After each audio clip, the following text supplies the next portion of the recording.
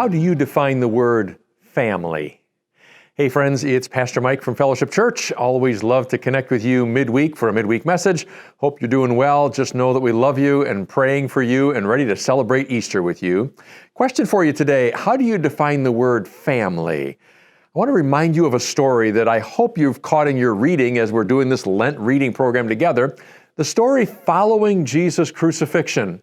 The Gospel of Matthew tells us that when Jesus was crucified, after he had been pronounced dead, sounds horrible, a man named Joseph of Arimathea, it's probably not a name that you're all that familiar with, the Bible just tells us that he was a very wealthy man.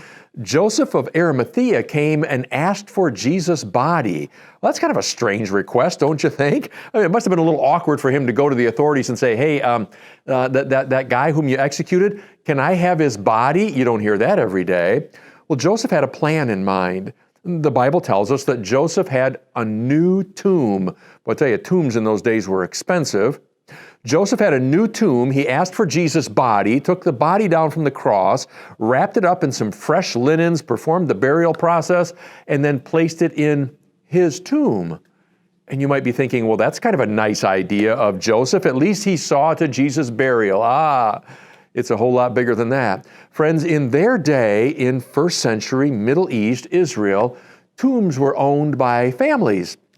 When a family member purchased a tomb, the intention was that it would be for their family. Someone buys his own tomb and makes sure that spouses and children and in-laws and so on could all be buried in the same tomb complex, not unlike people today buying grave plots. You've seen that before.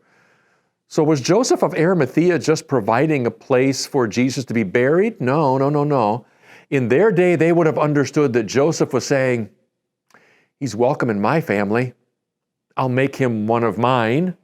Now, the Bible tells us that Joseph already considered himself to be a disciple, but I tell you, when he said, I'll take Jesus' body and bury it in my tomb, everybody knew that he's now a follower of Jesus. He went public with it and said, he's part of my family now.